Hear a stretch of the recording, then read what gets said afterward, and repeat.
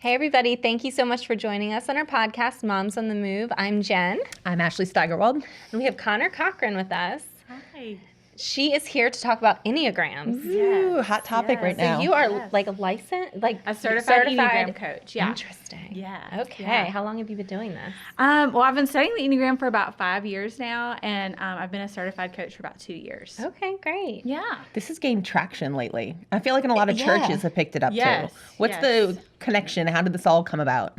Well, the Enneagram has actually been around for a really long time, and I think it's just recently come back into the surface just because as we can kind of take it and a lot of personality tests, they're real, this is who you are, and this just kind of creates this box. Whereas I think the Enneagram allows us to kind of see this lens through which we view the world, and it's kind of opened up this whole perspective of like, oh, this is how I see the world. But it also kind of gives us this ability to see like how we can grow and some red flags for when we're kind of moving into an unhealthy place. And so I think with anything, like we all just want to know ourselves better. And I think the Enneagram has kind of just been this new thing that people have been like, oh, it kind of gives me this insight into myself that is a little deeper than maybe some of the other personality tests. Yeah, like a self-awareness. Yeah. Yes, very much so. So you had sent me the test. Yes. And I took the free one. Did you take the same? Was it Truity? Yes. Yes. There's so many out there. Many. Yeah. Okay. So big day. What's your Oh, I have to go first? Yeah. So I was a 3-wing 2. What is this wing? Okay. Well, Okay. So everyone has a core number, and that's kind of like the core of who you are. And then wings are the numbers on either side of that number. So you can pick up traits from either side of those numbers. So you can pull as a 3, that's kind of the core of who she is. So her motivations kind of come from a 3, but she can also access 2 and pull from that side and use some of the personality of the 2 as well. Okay. So my wing is a 3. Okay. But my number 1 was an 8. Monster. Yeah. Yeah. Ooh. Yeah. You were like, ooh. I mean, being a 3 is not great either. You're like, But I'm like an 8 and a 3 followed by a 1. oh, that's interesting. Yeah. So I mean, those are both, She's like, yeah. No, those are great. I mean, I think it's really easy when you look at your Enneagram number. We're naturally drawn to the negative side of it. We're always looking at like, oh, that's so aggressive, or that's so like dominant. Like, but we have to look at it and realize like the beauty of those numbers. And I think that's what other people would see and be like, I would love to be a 3. I would love to be an 8. And so we have to look at the positives that come with those as well. Okay. So what's the 3 then? So the 3 is often called the achiever, and they are very task oriented. They are goal oriented. So they're always wanting to get things done. They're constantly thinking about like what comes next. One of the beautiful things about a 3 is that they are really visionaries. And so they oftentimes can see the potential in other people that they can't see in themselves. And so it's a really great leader and encourager, because they really are able. And with that 2 wing, you really are able to use that and to engage with other people and to really encourage and love other people with that wing as well. Yeah. Yeah. I wanted hers. But 3s can go bad. Like when they can go in flaming, they can go down flaming. Yes. So 3s, when they are in stress, they can oftentimes move over to the number 9. And what happens when that happens is they can often pull back. They can kind of shut down. Yeah. Yeah. So and so something for you to remember, Ashley, is when that happens, like you kind of have these red flags of like, oh, I'm kind of shutting down. I'm checking out. Yep. And those are signs that like something unhealthy is going on, and I really need to kind of check in with myself. Yeah. Interesting. That's like real spot on, I feel like. Real spot on. That's so weird. Yeah. Okay. So You want to talk about the 8? yes, let's do it. 8 is great. Okay. So the 8. I'm an 8 hole. So the 8 is a very, very dominant number. It's a very powerful number. 8s are very confident. They know what they want. They're not afraid of confrontation. And so 8s are really great leaders. They will come in and they tell people what they want, but they're also not afraid to like listen to other people's ideas, because they're very clear on what they want, and they're really clear on what the purpose of whatever it is they're doing. And so they're very open to hearing from other people as well. So they really are able to care about other people's opinions, but also are very confident in their own. And the bad part. So when an 8 goes into stress, they oftentimes will withdraw. And so they also kind of pull back, but it's usually to kind of pull back and kind of figure out what their next game plan is. Sometimes there's a pride issue that they really will struggle with, and they have to kind of pull back, kind of nurse themselves, figure out what's next, and then they're ready to kind of go back out and conquer the world again. Okay. Yeah. Okay. Yeah, I was 8, 3, and 1, so that was a little aggressive. It's like, oh my gosh. And I remember, so how we were introduced was through my friend Liz. The one, she was actually on this podcast. She was here for the infertility episode. So her and I go way back, but we had a girls' weekend, and she was just like spouting off all the Enneagram stuff, and I'm like, the what? So we all took our test, and all my friends were like, I'm a 9, like little angels, and I was like, I'm an 8. And I was like the only one. I had a friend who was a 1, but everyone else was 9s. Yeah. Which I thought was funny. So 9 is called the Peacemaker, Yep. and they are really easygoing. They love to just kind of go with the flow. Very little ruffles, a 9. They, because of their desire really to keep peace, they really will just kind of go along with anything. They're incredible mediators. They're able to kind of see both sides of a situation and kind of speak into it. So they're really great friends to people because they're really empathetic, and because of that kind of neutral zone that they're able to live in, they are just really gentle friends. Yeah. You have some great friends. Yeah. That is hilarious. And so, like, part of the awareness to your number is, I mean, obviously, like, I think it could help you parent. Yes. So I had my husband take the test, and I don't know how we're still married. He's also an 8. Oh, really? Both of you? Oh. Yeah. Yeah. And I wasn't super surprised. He's like very driven and hardworking. And our biggest thing is the control. Yeah. Like, we have control issues. Yeah. We do. Like, we both want Fighting over control. over control. We both like, and the good thing about us though is, like, I feel like my strengths, he knows, you know, and I'll take over in certain areas. I think I was open. We have a marriage therapist. I think we'll be airing that first. But anyway, like, I take over a lot with the kids. Yeah. And it's like a little bit of like, I've got this. And then he'll take over in certain areas. But, you know, obviously when he told me, he's like, I'm an 8 and a 1, I was like, that's terrible. So then I Googled least compatible Enneagram match, and 8 popped up. So I was like, ooh, not good either. Well, the beautiful thing about both of you being an 8 is that you really understand the lens in which the other one is viewing. Yeah. So you have a really unique situation in that you can have conversations that maybe someone else who might be a little more intimidated by an 8, like another 8 can have a conversation with an 8 without being as intimidated. And so when you understand, like, this is kind of where I'm coming from, and he understands that as well, I mean, you obviously are making it work. And so it's like as long as you're open and understanding, like, I'm viewing this world through wanting control and wanting to be kind of in charge of something, and you have this thing, and you're working together and constantly communicating. Right. And I think that's what I tell people all the time is, like, any number can work together as long as we're willing to have compassion and have grace for each other. Because if we're willing to listen and also hear the other person's side, as well as compromising our own a little bit and being gentle, like, any numbers can really work together. Yeah. What was Bill? He took it 3 times just because we were trying different tests to see if it, and he got a 262. So I think he's probably leaning does towards that mean? 2. Yes. What's the 2?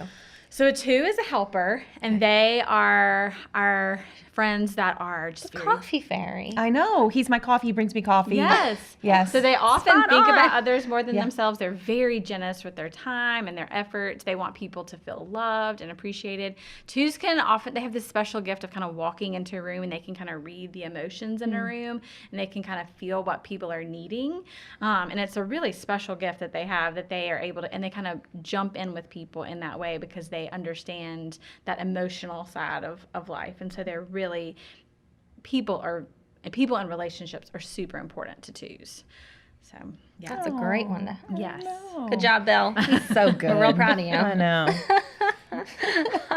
What about the other numbers? If we can go over them Okay, real so quick. we'll start with 1. So that's called the reformer or the perfectionist. And this number, kind of like what it says, they just really want to make the world a better place. They have really high standards for themselves and for others. And so 1 will often kind of struggle with what's called an inner critic. And so they oftentimes are a lot of times more hard on themselves than they are on other people, but they are real black and white thinkers, want things to be great and really good. And so that's where kind of that high standard comes in for them. We talked about 2s and 3s, and then 4s is called the individualist, and they are probably the most emotional number on the Enneagram. They are very in touch with their emotions, and they can often really struggle with feeling different from everyone else, and I think that really comes from the emotional component. They're really great at being aware of people's emotions as well, but they're also very comfortable with emotions. So they're those friends that if you're having a bad day, like they're not going to try to necessarily make you feel better. They're going to really sit with you in it, and they're really comfortable in that, and they're really comfortable with kind of taking on emotions. They can often be really creative, and they use that emotion in different ways like that. Then we have I don't think I have any 4. So the 5s are called the investigator, and they're a lot more cerebral, and they like to kind of gather information. They want to be seen as competent and capable. So a lot of times they love like analysis and research and kind of gathering all the information. And that's what something like as an 8, you would kind of move over to 5 in stress, where you would kind of like gather your information. To make a case. Yes, exactly. Exactly. So Watch out, Chris. Don't worry, he's planning one too. So 5s are seen as the most objective number on the Enneagram. They're really good at kind of stepping back and viewing life kind of neutrally. And that's one of the beauties of being a 5, is they can really kind of be that friend that's like, all right, let's really kind of step back, because they're kind of in their head a lot. 6s are called the loyalist, and they're very committed, but they're very security oriented. So 6s really will struggle with anxiety and wanting to find ways to be safe, but they're also very reliable. They might be your friend that is always prepared for anything, like worst case scenarios. They're going to be that friend that's like, we need this, and they're like, I got it in my purse. Like they're ready to go. So the 6s, just really loyal friends, and really always prepared for whatever is going to come. Yeah. And then 7s, they're the enthusiast, and they are just busy, energetic, adventure-loving people. They are always wanting to see what's next, what's right around the corner. So because of that, they can often kind of be seen as distracted, because they're always thinking about what's coming next, and can really struggle with focusing on what's right here in front of us. But they are a super fun group. When people are looking at the Enneagram, they're always like, I want to be a 7. They're always kind of like the party, fun people. So What are you? Yeah. I'm a 6. Okay. Okay. Yeah. Okay. Yes. Yeah. So, yeah. So we're all different. Yes. I know. I know. So how do you incorporate coaching in Yeah. with the Enneagram? Well, what I like to do is, first thing I do with people is we try to figure out what their core number is and what that looks like. And a lot of times we talked about the test, but I feel like it's really important to do a lot of self-evaluation. Test, it's really hard to measure what your motivation is. That's something that the Enneagram focuses on a lot. A lot of personality tests will be like, what do you do? Kind of like what your actions are, whereas the Enneagram is more What you strive for. this is kind of your motivation and why you're doing what you do. We often talk about it's kind of the lens in which you see the world. And so that's really hard to test. And so we'll sit down and we'll have conversations. A lot of people want to take the test. So a lot of times we'll say, look at the test and then let's have conversations. And then from there, once we figure out what core numbers are for people, we kind of look at, okay, what does it look like to grow into a healthier individual? Like, what are some of the things, the areas that you really might be struggling with that you want to kind of move out of kind of just average space into healthy space? And then we also spend some time recognizing like red flags that might be coming up. So if you were a 6, if you started to notice your anxiety level going up, like what is that a sign of? What's going on around you? So we can be really self-aware, so that in those times we can kind of make choices that move us towards being our healthier selves. I think this is so interesting. Yeah, that's one of the things I like about the Enneagram is this whole where you go in stress versus where what you're like in your healthy space. Yes. I thought And I saw this, I think it was Jen Hatmaker. She's got a podcast. She's an author. So she was the one, she did a whole series on Enneagram. Yes. So, Oh, wow. yeah. She was a 3 also and is like, oh my God, I hate being a 3 because I'm such a people pleaser. I'm like, yeah, I know, it's worse. I'm not. I know, I just... You're an 8. You don't care about other people's The feelings. funny thing is, so Liz, I sold their house. Yes. And her husband kept saying, she's like, she's got it. She's an 8. She's Yes. always like, she's this, she's this, Yes. she's this. I'm sure her husband's like, oh my gosh, Liz, what are you talking about? Well, it's really helpful in understanding, like, we talked a little bit about, like, relationships and with spouses, but even with friendships, like, understanding our friends, not to use it as, like, a weapon. We want to be really careful to use this in a wise way, but to understand, okay, well, if we have a friend who's an 8 and we notice like she's backing away and she's kind of quiet and she's kind of reserved, like what's going on there? That allows us to really care for people in our lives, so that we can engage with them in a way that's a little bit deeper, so that we can really care for their souls and kind of like if they're not recognizing the red flags, maybe we can, and kind of encouraging them like, okay, like I'm noticing this going on. Is there something that you want to talk about or you want to kind of be aware of? And I think it's just a great way to really love our friends and our family really well. Yeah, I know. I actually want everyone to do this test. Like, I want my family to do it. I want everyone to do it. Yes. I think it's so interesting. And it's really is. It's really helpful in engaging with other people. And I mean, I know my husband and I, like, even in just our relationship and understanding each other better, so that when there are things that are happening in our relationship, we're like, whoa, like, let's take a step back. I'm responding as a 6. You might be responding as a 5. So, like, what does that look like for us? And how do we get on the same page? And so I think it's just when we understand the lens in which other people are viewing the world, it helps us to, I mean, when I was first studying this, I was like, oh, wait, everybody doesn't view the world this way. Right. I mean, you kind of know that. Yeah. But to really understand, oh, like there are really people that come into the world strictly viewing people through the lens of how can I engage in this relationship? And then there are other people that are like, how can I have fun? Like, so they're just really, and so to understand that, it allows us to have a compassion and a grace for people that we wouldn't necessarily normally understand or have. Yeah. Yeah, so I encourage everyone to do this with your husbands and spouse for Valentine's Day, because we also have the marriage therapist on. Yes. Then we'll do the Enneagram. So we're here to help, guys. So anyway, so when people come to you, what is their primary goal? I mean, just to do the understanding and the self-awareness, or is it like to mend a relationship? I think I've had a little bit of everything. I mean, Okay. I've had people come to me, they're like, I just want to understand myself better and why I do the things that I do. And then I've had people that are coming to do that, and then it turns into like there's this relationship that I want to understand, and so they've had this relationship that we've had to work on, and then understanding that person. So there'll be this work that they're doing on their side of like, oh, my friend is a 9, help me understand how I can, as a 2, how I can love them better. So we'll work through kind of that kind of things as well. And then my husband is a therapist, and so we've seen it with doing relationships, and so having people understand each other in that way. So I think, so we do a lot of that kind of work as well. Okay. What kind of therapist is he? I mean, he does it all. He's just a general therapist, but he does marriage and I feel like you guys have a very understanding. I know. You said he's a 5? Yes, he's a 5. Interesting. So, yeah. That's interesting for a therapist. I don't know, because usually you think of the therapist more in the feeling end, but you said 5 is more objective. Yeah, so he's super cerebral. He's really able to kind of step back and kind of see the whole picture, which is a gift that I wish I had, because I'm not very good at that. But I mean, it works perfectly for his career to be able to step back and to really see people and to see situations. So Wow. What else can we?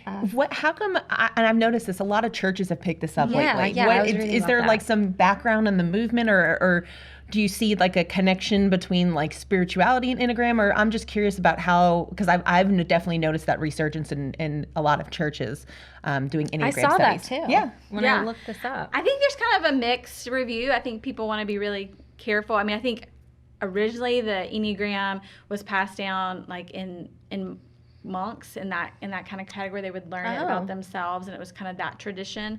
And I think it's one of those things where I think there is a kind of a spiritual component to it. When you look at the Enneagram, I think there's a lot of kind of this grace and allows us this movement, just in life and in churches. Like we don't like to be put into this box, and we hope that we're always growing, but we recognize that we will often fall short. And so I think there's just this idea of like, with anything, it's like, how do we understand ourselves better in order to really grow? And so I think with the Enneagram, there's a lot of correlation between like our spiritual gifts and like the way in which we can kind of engage with Scripture and with God through the Enneagram. It's just going to look different from all of us. And so I think there really is just that desire to kind of meet this understanding of ourselves and how God's made us and what does that look like.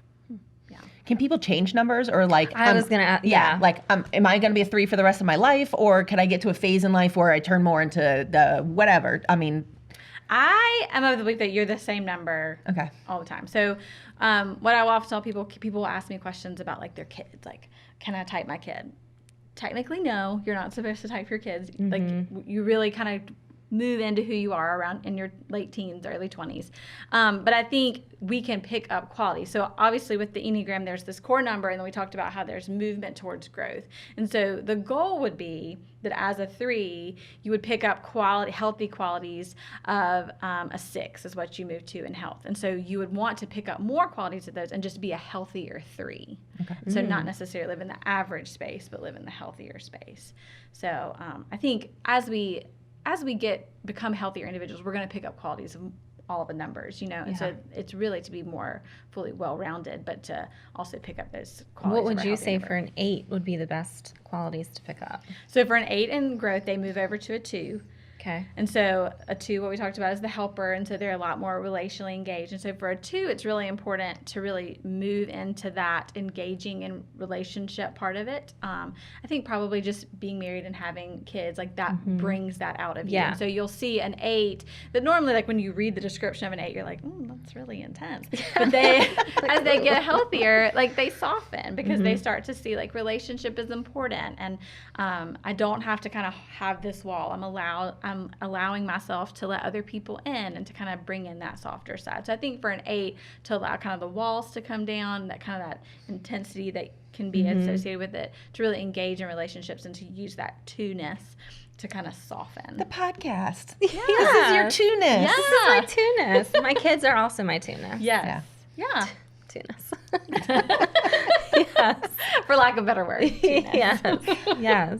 Really interesting. So to generalize, what are like the most compatible signs?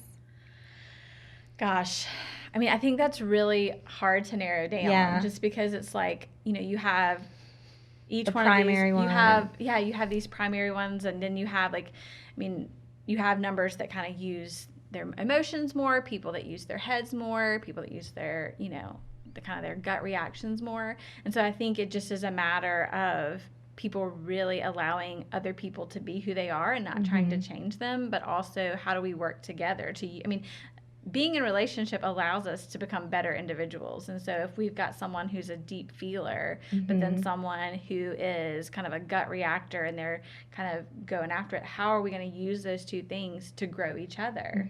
So someone who's more of emotional can kind of soften the person that's kind of a gut reactor, whereas someone who's more of a gut reactor can allow someone who might sit in their feelings to kind of motivate them to be like, hey, like let's move from our feelings and like go do something with that, and so I think to narrow it down and say some are more compatible than others, I think that would be a really hard thing to do. Yeah. Right. Yeah. But you sound like you're very compatible. I guess. Yeah. I feel like you're winning. Where's the trophy? We balance each other out. Yeah. But so that 2. So and Bill, he got 2 and 6, and I can I can see both of them. Yes. But what's a healthy 2? So healthy 2. Again, is very relationally focused, but I think for a healthy 2, they're going to have those boundaries of knowing when to also care for themselves. Like an unhealthy 2 is kind of always pouring themselves out, doesn't really know when it's time to like stop and care for themselves. And so an unhealthy 2 can a lot of times become a little resentful because they've cared for everyone and no one takes notice of it, or they don't feel appreciated. And so a healthy 2 is going to have that balance of like, let me care for people, but let me also recognize I need to take a minute and care for myself, or say, no, I can't help you with that. So they kind of have found that healthy balance of caring, but also knowing how to care for themselves as well. So I should bring him coffee more often. Yes, as we learned in the marriage therapist one. We're going to try to be better wives. I know, we need to do nicer things for us. What do I do for my 8 husband? That relationship. Yeah, that 2. Yeah. See, but it's That so 2. interesting because he's so giving. Yeah. That's his 2-ness. Yeah, I'm not. I'm working on it. I'm not. Oh, she's a stone cold 8. Yeah, that's right. Cold anal. Oh my gosh. I need suggestions. He doesn't drink coffee. Can't get a guy I flowers. think asking what are ways that Yeah. you can kind of help him with what he needs. I mean, an 8 is very, like you said, driven and focused. And so I think moving over to that too and being like, how can I care Sometimes for I help you? him with Excel spreadsheets. Yeah. Does that count? I mean, absolutely, for an 8, that could be huge. Like, if they're trying to get things done, they're very future oriented. So they're like, what can I get done? And so anyone to come along and help them in their that. mission and goal, absolutely. I mean, not everybody's is coffee or flowers. Sometimes it's Excel spreadsheets. Love language. I've got you. Hon. Formulas. Excel Got you. formulas It are his is, love yeah. language. So He's going to listen to this and get hot and bothered. it's Valentine's week, guys. We're going to air this right before Valentine's Day. And then I was like, this sweater's even aggressive, being like the 8, and then I have like my red sweater on. Which you can't see, but they're like 3D little cotton balls. Yes, I love it. I know. And I've It's got like extra. lip earrings on. Very, very Yes. 8. Very 8. She was texting me last night and about this. She's like, "Oh, I'll have Bill take the test." And you said something. Oh, I was like, "Oh, I'm a 3-2 wing or something like that." And you're like, "Oh, that's not me at all." I was like, "That's a very 8 response, making it about you." Oh man, I need therapy. I did actually go see the therapist. Yeah. So there you go. We had a life coach on. She's not a therapist. She was so good. I ended up going to see her last week. That's It was awesome. great. It was so good. I think that's good. It made me a little tooey. Oh, it's your 2-ness. Tunis. It's your 2-ness. Yeah, I did. I like totally opened up to her, and she was awesome. I encourage everyone. I really mean that. I Or really. your Enneagram coach. I mean, Yes. I think having a third party just to bounce things off of sometimes. Yeah, it's so helpful because it I is. think a lot of times we can get stuck in our own head and our thoughts, and we just need someone that's going to be like, that's okay to feel that way, or it's okay if you're struggling with this. Like, we just need people that, not always our friends, you need someone neutral that's like, you know, I have no skin in this game, so it's Exactly. not going to hurt my feelings if you say things to me, or I'm not, you know, like, I just want to help you figure out what it is. And so just to have a neutral source of someone being like, just tell me what you're thinking, and then let's have a conversation about it from different angles. Because a lot of times when a neutral source comes in, you're able to have someone that's able to think about it completely differently from you than necessarily your spouse or your friends, you know, or another family member. Or question that story that you're replaying in your head that might not absolutely be the truth. Yeah. I know. I think for me, it's sometimes hard to get that wall down. Yeah. Is that an 8 thing? It is. Okay. Interesting. But yeah, so I feel like I ended up like dreading the whole ride there. I'm like, oh gosh, Yeah. I don't want to do this. And then I got there and she was just so sweet. Anyway, like my friend went to her yesterday, and one of my other friends is going to her today, but she's so great and it was helpful. So I think it's something I need to keep doing, and that was my New Year's goal. Yep. So I'm going to continue. How about your resolutions? How are they coming? How's your water? My water's good. I forgot my water today, but it's going Oh my well. gosh, we were on this Scene on 7 segment. Did you watch it? I haven't watched it yet. I was at the spelling bee all day yesterday. Your water bottle made it. Oh my God. I'm going to have to watch it now. Yeah, it was pretty funny. It was pretty aggressive. That water bottle's an 8. It is. That is a very 8 water bottle. I accept that. Yeah. It was like that's what they showed, and it was actually like Vanna Whiting her. My giant water bottle. giant. My, And I was it's like, a half that's gallon. what makes it. That's all of the our thing. great moments. Of all the moments, it's her like, it has a straw. I love it. Oh my gosh. Well, if somebody wants to get started, Enneagram, books, resources, online tests, like where do they begin if they're like, all right, this is a brand new concept for them? Yes. So I always encourage people, there is a book called The Road Back to You, and it was written by Suzanne Stabile and Ian Cron.